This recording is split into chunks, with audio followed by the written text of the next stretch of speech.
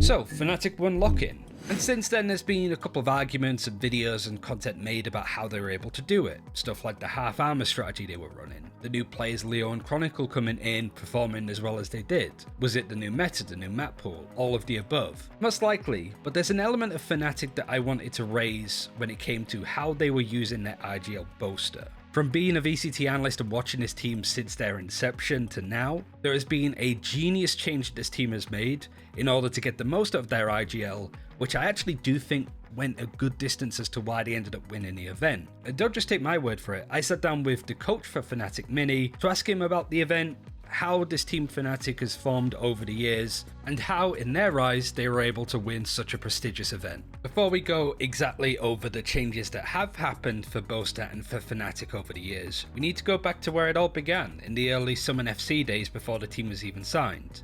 And even just before Summon FC as a team was set up, Mini said that Boaster didn't want to IGL. In the early days of the team, the phrase "I don't want to IGL, I just want to make cool strats" was pretty common. I was in a team pre-Summon FC with Boaster and he was reluctantly IGLing at that point. I told him he had to IGL or the team wasn't going to work. Whilst Boaster wanted to just make strats and called scripted plays, my job was to try and push us more towards defaulting, but recognised our strength was in our util dumping executes. Scripts, as they called them, are really strong in Valorant, but as we've seen with teams like Vision Strikers at the time, you can't just rely on those set rounds. Many then went on to talk about First Strike and their use of Viper on Bind. It was very unique to them. There were some other teams like Fun Plus Phoenix at the time that did implement a similar thing, but it came from Fnatic and they were the ones that sort of made it a bit famous and made it very meta. And this playstyle and way that Mini and Boaster were working together on the team did allow to catch the sights of Fnatic. They were picked up by the organisation. The success for Fnatic was pretty decent all things considered. They didn't make it very far in the first split of 2021, but they did however make it to the first ever LAN tournament at Reykjavik, coming second behind the unbeaten Sentinels. Which is a good result, but there were problems that were starting to rise behind the scenes. Mini said we had an inexperienced IGL with inexperienced players. We were forced into a more scripted style of play that was easier to read for experienced teams. However, our scripts were so good sometimes that it was still difficult for other teams to play up against us, which would explain why Fnatic was still able to do so well, but failed against a coachless Sentinels at the time. But that third and final split for Fnatic was actually pretty rough for them all things considered. They failed to qualify for Berlin, which was a pretty big hit for them, and actually it was a big change and a big swing for Mini to take control of the team a bit more.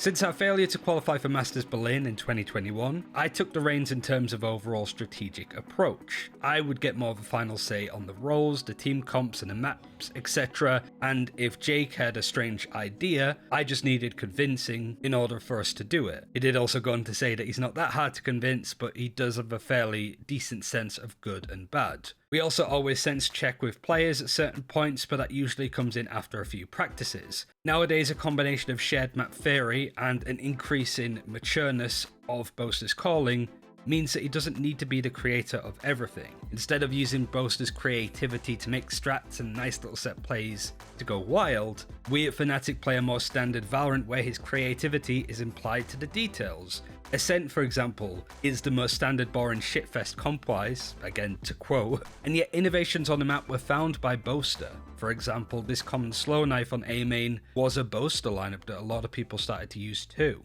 It also makes sense why Fnatic picked up Brave this time last year as a Sova player, because not only was he familiar enough to play Sova on the map, had all of these lineups, Brave as a player was also finding tremendously smart ways to use his utility, to use wallbang positions along the map, in order to push the needle out on Ascent where it's been the same map for so long and there's not really too much else he can do with it.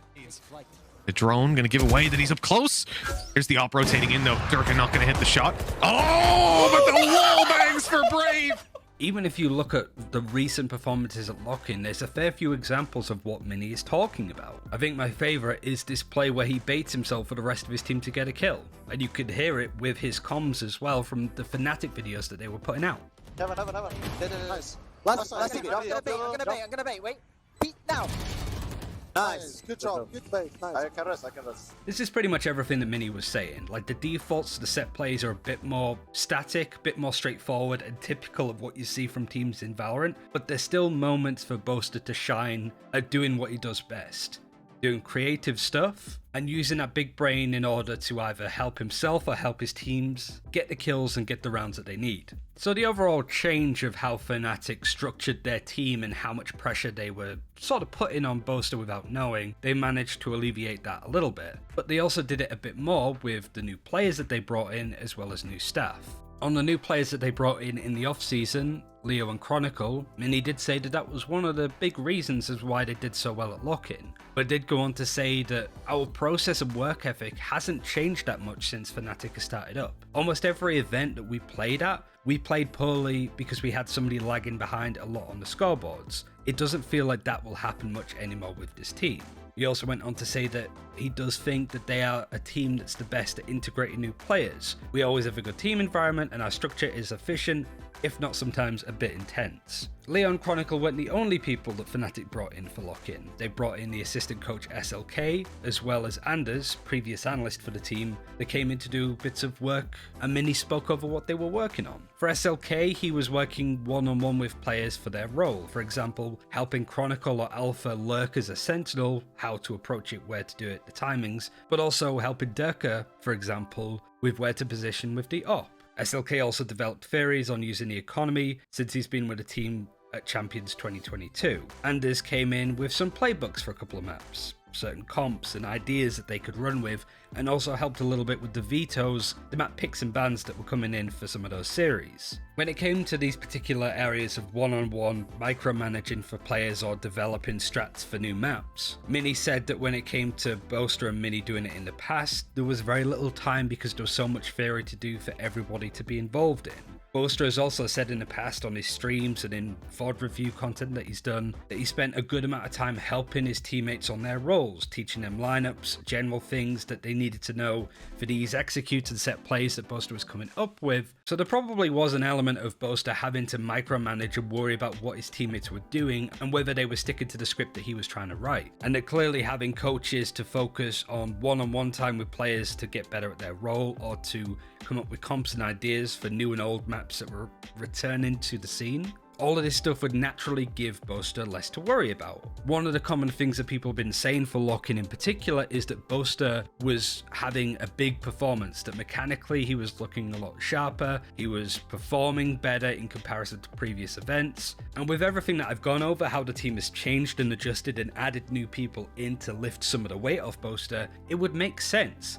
However, Mini disagrees with this, and he actually disagrees with a lot of the narratives that the community have come up with about Boaster. There were two main narratives that Mini wanted to challenge. The first being that Boaster consistently performed badly at previous LANs, and that his IGL and individual performance has only just improved recently at LOCKIN. Mini went on to say that Boaster only performed poorly at Lance once as far as he remembers, which was Reykjavik of 2022, when he was playing a Flash's role, and also the team had two substitutes. He is always doing alright as a smoker and decently for an IGL. When it came to his mechanical performance, certainly when it comes to looking at LOCKIN, Mini said that I think Boaster's playing a little bit better, but I'm not too sure there's much of a difference. The sample size of one event isn't make or break, and Boaster wasn't a top 5 controller at LOCKIN, for example. Statistically speaking, at least. He is, however, on a better team, so it is easier for him to perform better when he's playing with better players. But Mini also does think that maybe he's becoming much more confident as an IGL, as a leader, and when it comes to theory,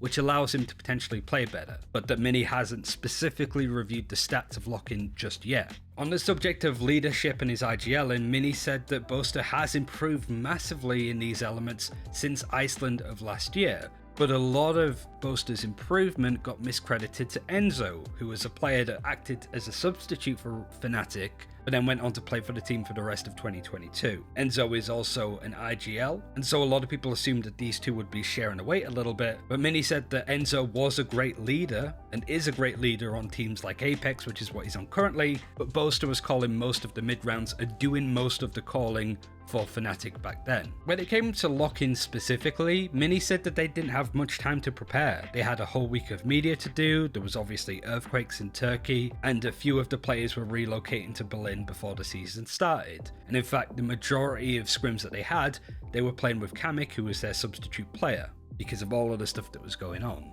But the reason why Fnatic won LOCKIN, Mini said, was because this team has always had good structure and a good team environment. But previously we fell short because of maybe LAN jitters, but now our team is much more skilled, so there's less variance.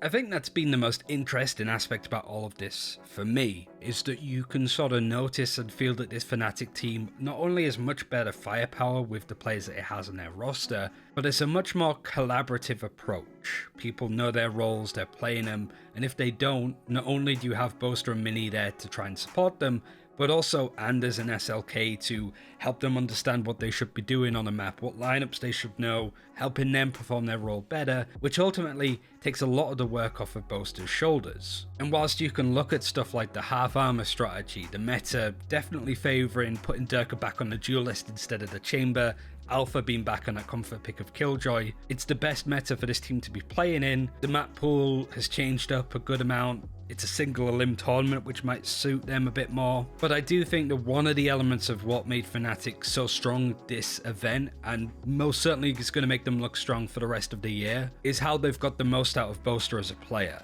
You still have those creative elements that only he can seemingly come up with, but his ideas are supported, most likely going to be challenged tomorrow as well with the people involved, but he has more people to bounce off and less people to micromanage himself. And certainly for me, being involved in the EMEA scene for the past 2 years, seeing him evolve as an IGL, away from coming up with kooky strategies and 200 IQ plays, to more a very structured Valorant with some nice little flares now and again, it's been really cool to see, and it's been really cool to see this Fnatic team go all the way at an event and do as well as they did at LOCKIN. Well, let me know what you think of this video. It's an interesting way of going about stuff. Thanks again to Mini for being able to talk to him about these elements and giving us a bit more insight as to what made this Fnatic team so good at LOCKIN. Thanks for watching, take care, I'll see you next time.